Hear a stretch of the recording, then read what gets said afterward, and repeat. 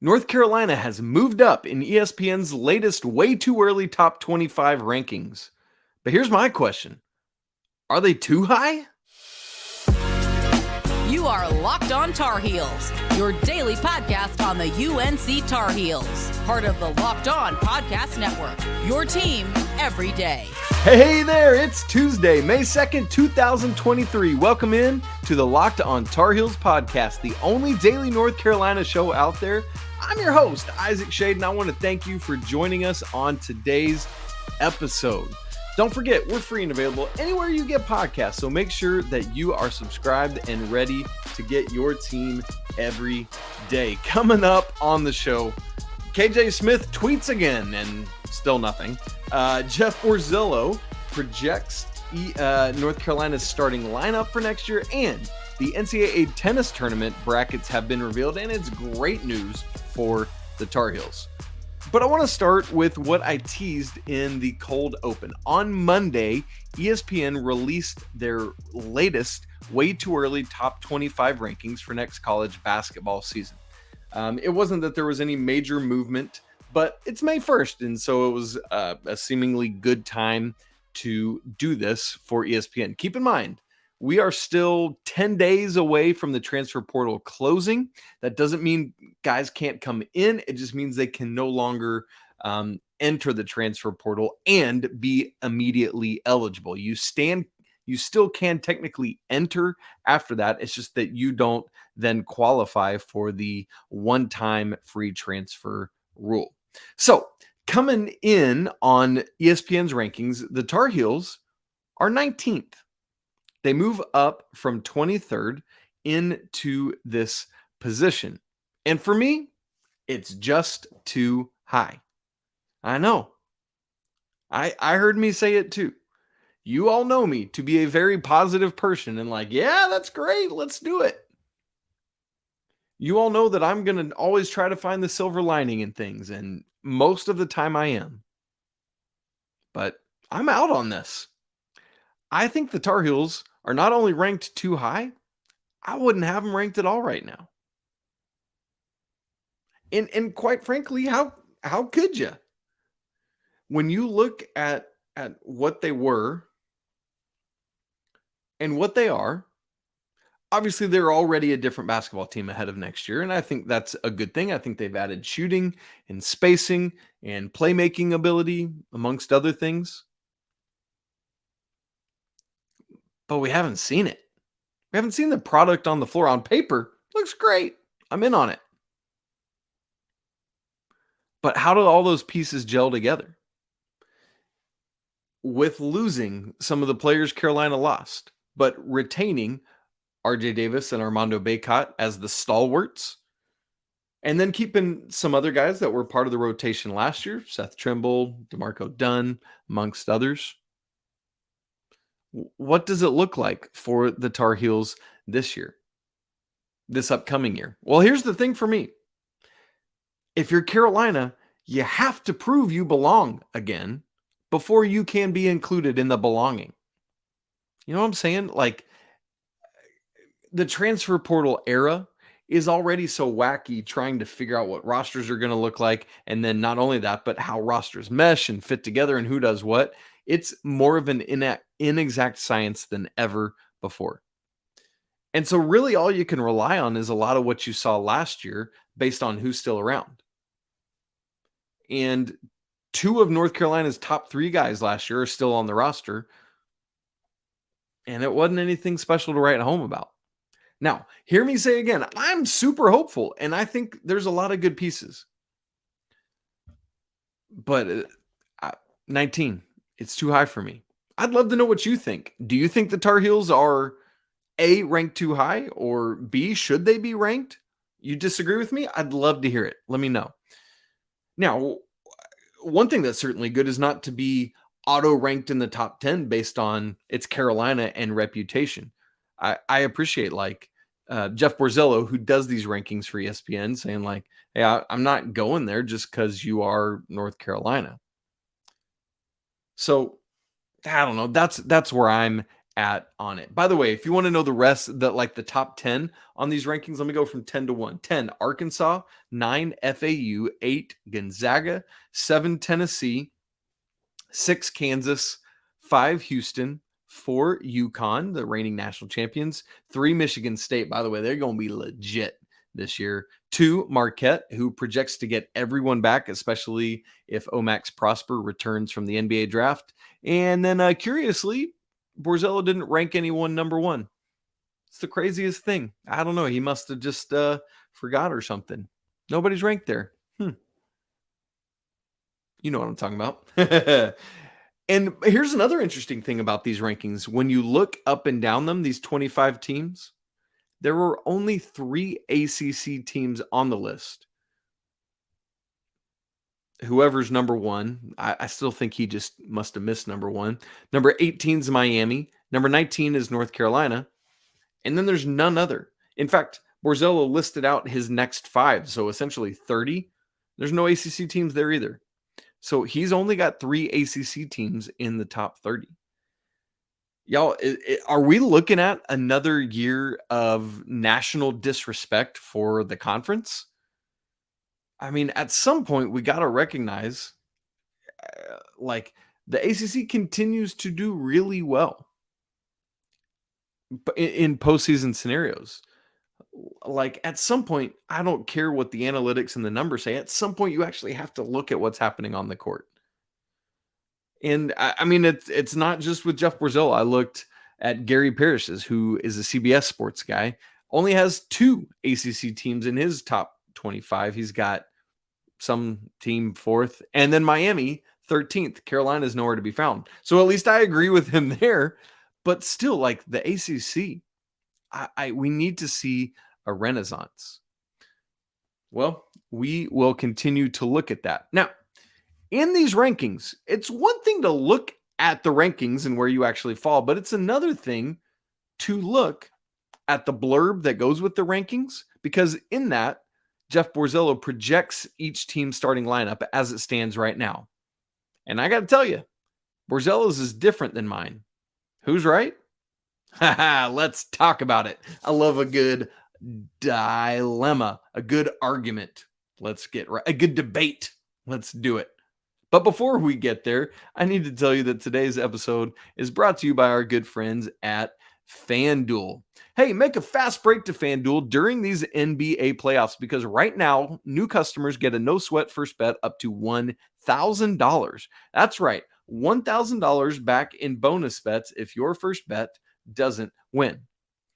FanDuel's got great promotions every day. The app is safe, secure, it's super easy to use, and best of all, you can get paid instantly when you do win. There's seriously no better place to bet all this NBA playoff action than America's #1 sportsbook. So visit FanDuel.com/lockedon and get that no sweat first bet up to $1,000. Again, that's FanDuel.com/lockedon. FanDuel, official sports betting partner of the NBA. Also, folks, thanks so much for checking out Locked On Tar Heels, making us your first listen. Everydayers, coming up on tomorrow's show when you tune right back in, our man, Coach Pat Kilby, will be with us. Can't wait. Always love to have the two of us talking together on the show. Okay, as I said, Borzello not only gives these rankings, he gives a blurb about each team and then the projected starting lineup. Now, if you've been with us, you know that this is what I'm currently projecting the starting lineup as. Obviously, subject to change as we learn more personnel stuff. But right now, I mean, no-brainer, duh. RJ Davis, Armando, Bacot. They're both in the starting lineup. Bacot at the 5. I currently have RJ Davis as the 1, pending anyone else that might come in. But it's 2 through 4 that's the question mark and the potential differences. I have Cormac Ryan at the 2. Jae'lyn Withers at the 3, Harrison Ingram at the 3, and Jae'lyn Withers at the 4, with Harrison Ingram playing that small forward role, Jae'lyn Withers at the 4. Borzello, here's where we differ. Obviously, he's also got RJ Davis and Armando Bacot. And 2 of his 3 players are the same as mine, but also there's some positional difference. He's got in his lineup Simeon Wilcher in the starting lineup, Cormac Ryan, and Harrison Ingram. So no Jae'lyn Withers out in favor of Simeon Wilcher. Now, the way I just said that, I've kind of forced you to think about this a certain way. The way I talked about it, saying Withers out, Wilcher in, that makes you think that on the surface, this is about, is it Withers or is it Simeon Wilcher? And it's not about comparing the two of them. For me, the difference in these two lineups is about lineup construction, not favoring one of those players over the other. Because in mine, it's more of the standard, like Hubert Davis standard, not Roy Williams standard with two true bigs, but a guard in RJ Davis, a bigger shooting guard in Cormac Ryan, more of a true wing in Harrison Ingram, a power forward in Jae'lyn Withers, and then Bacot. Whereas Jeff Borzello's lineup is more of a 3-guard, undersized 4 with Harrison Ingram, who's a point forward, and then Bacot. So that's what this is about, the difference in our two lineups, going 3 guards or 2, basically. Well, part of the reason I've been saying my projected starting lineup is what it is we know that Coach Davis, in his conversations on the in-home visit with Harrison Ingram, talked about him playing small forward, the 3 position, not the 4. But hear me say, even though this is my projected lineup, it's not my desired lineup. The one I have projected this based on what we've heard from Coach Davis and what he's historically in his first 2 years done with North Carolina's lineup. Until he proves or shows that he has a strong desire to legit go 3 guards, I'm not going to project that as my lineup. But I would rather see that. So my projected lineup is based on assumption of actually what will happen. Jeff Borzello's lineup is the one that I would prefer to see on the floor to get more guards out there doing work, whether it is his combination of RJ Davis, Simeon Wilcher, and Cormac Ryan, whether it's DeMarco Dunn out there, whether it's Seth Trimble, if those guys continue to progress and do what they do, would love to see it. But what I really like about this Borzello lineup, again, it gets that scoring, the shooting, the athleticism in those 3 guys, but it lets Harrison Ingram be a true point forward while running the 4. What does that do? Well, it gives even more spacing for Armando Bacot to operate in, because you're not going to sag off of RJ. You're not going to sag off of Cormac Ryan. You're not going to sag off Simeon Wilcher. And maybe you will off of Harrison Ingram just based on his shooting, but you can't based on his playmaking, his ability to get to the rim, other things like that. And so if he spreads out as well, Armando's got all the room in the world he needs to operate. So what's going to actually happen? I don't know. And part of that is we've still got those 2 scholarships out there floating in the ether that somebody needs to grab at some point. But again, I don't know. I've projected what I think based on what Coach Davis has said and his historical precedent in his first 2 years. But I would, again, rather see the Borzello lineup. But a lot of that's also going to depend on, is Simeon Wilcher able to come in and do what we expect him to do? And I think so, based on how I just said it there, what we expect him to do. But there's, once again, a very real world where Coach Davis goes with the experience in Jae'lyn Withers and that more traditional Hubert Davis lineup. But there's also, you've heard me talk about it before, Simeon Wilcher, even in that, could force his way into the starting lineup over Cormac Ryan, for example. I wouldn't see him force. I think Simeon Wilcher's path to being a starter for North Carolina this season is either to supplant Cormac Ryan at the 2 or Hubert Davis going with a 3-guard lineup with Harrison Ingram at the 4 and Bacot at the 5. I think those are his 2 ways to that higher level of playing time. What about you? I'd love to know what starting lineup you would go with based on what's on the roster right now. No projections of who else might come, whether through transfer or reclassification or anything like that. Just the 11 scholarships that are committed right now. Let me know your thoughts because I'd love to see it. Well, KJ Smith, he's been teasing us for a while, and I think he did so again. Also, on Monday, the NCAA tennis tournament brackets were announced, and great news for both the men and women's teams. We'll talk about all of that in just a second. All right, friends, you remember that we've been hearing all this from KJ Smith a week, 2 weeks ago. How long has it been now? Basically, tweeted about like, hey, I've been hearing this news at EYBL stuff, and it's going to be great for Tar Heels, but I've got to call some coaches to confirm and yada, yada, yada. It was unclear at first if it was good news, if it was bad news, what was going on. He then clarified. Somebody asked him and he clarified, yeah, it's great news, and all these sorts of things. Well, then he tweeted again at another point to say, like, still haven't heard anything, but if I don't, then I'll just leak it next week. I'm going to drop it and everyone's going to know. Well, that's this week. Here we are. And somebody asked him again for a hint or something to help understand and process what's going on. And his response was, I've been silenced. That came out on Monday, and silenced with, like, I think he, right after those words, had the emoji with the like zippered mouth, like zip it and throw the key away. And I mean, who knows who that silencing is coming from? It could be the Carolina coaching staff. It could be like if there's a player in question, it could be his family or the player himself. Some people, and this is interesting, have even been suggesting that maybe KJ didn't even really have anything. I don't think that's the case. I don't think he's like just trying to get clicks, at least in that regard. I mean, obviously by teasing and baiting in this way, there is a level of looking to get clicks, but I don't mean I think he's making something up or withholding just to get clicks. I mean, it's just, I think he's being honest in what he's saying. That's my personal assessment of the situation.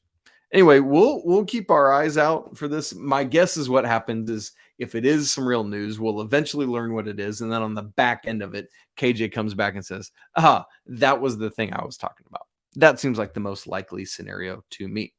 Okay, anyway, enough of that. The tennis tournaments, NCAA tournament fields were released on Monday. We want to start with the women, then we'll get to the men because the women are this dominant force in college tennis for a long time right now. The ladies got the number one overall seed, same tournament size as most tournaments, 64. Tennis is still doing it right. Come on, basketball, cut back to 64.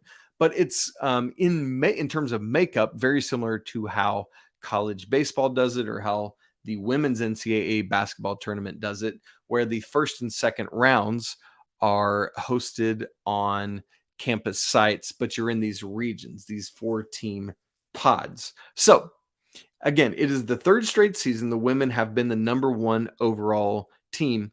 The problem is they still have not been able to finish the deal. Last year, number one overall seed lost in the Final Four to number 4 seed and eventual national champion, the Texas Longhorns. The year before that, 2020-21, Tar Heels lost also in the Final Four, but that time to Pepperdine, who was the number 5 seed. And you might recall that Texas then beat Pepperdine. So the Longhorns are the 2-time defending national champs.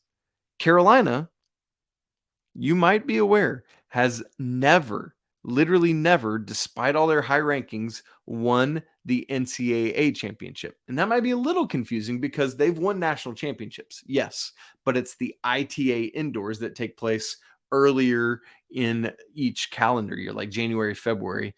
North Carolina has been massively successful at winning those national championships, but for some reason just haven't been able to complete the deal out on the hard court outside. Now, to be fair, There are differences in how these court surfaces play, even though they're both hard court. Typically, the indoor courts play faster, so rallies are shorter, fewer strokes in a rally back and forth. Whereas outdoors, the ball is, can be moved by the elements, can impact things like wind. The ball just doesn't go as fast. It tends to sit up a little bit, leading to longer rallies. And so you got to play a little bit differently. There is a nuance there. So all that to say, this is the year to do it. Come on, ladies, let's start it. So Carolina is going to host the first and second rounds. That will take place this coming Friday and Saturday. It's not like baseball where it's two double elimination. This is lose and go home. And so you have to win. The other three teams in this pod, in this region with the Tar Heels, are Charleston Southern, Old Dominion, and South Carolina. So on Friday, Old Dominion will take on South Carolina. The Tar Heels will play Charleston Southern. Those two winners will play again on Saturday for the chance to go straight into the Sweet 16. And so that's what we're looking at for the Tar Heels. They, in Brian Calba's 20 years, they have been a national seed, one of these regional hosts, meaning the top 16 seeds, 19 times in his 20 years.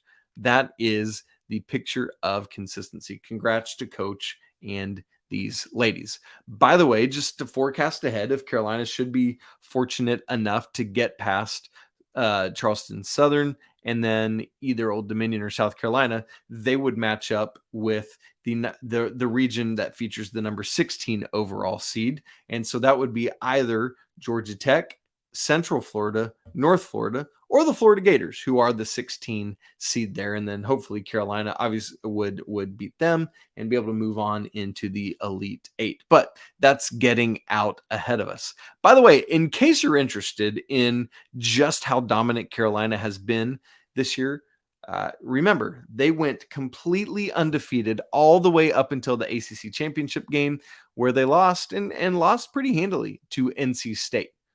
But in terms of everything else this season, the other top four seeds, so the seeds projected to come out of each bracket, number 2, Texas A&M. Carolina beat them. Number 3, NC State. So that, it wasn't like Carolina got supremely upset by, obviously they were upset emotionally. Upset like losing to a lower team in NC State.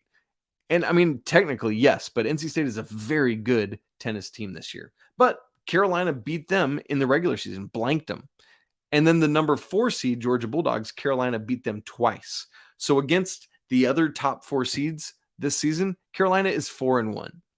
So you feel good, but you gotta go out and do it. I'm just so hopeful that these ladies will finally be able to finish the job on this whole thing. As for the men, they're the number 16 overall seed, so they get to host as well. These matches will be Saturday and Sunday. For the men, a similar level of success to the women. This is their 9th consecutive year being a national host.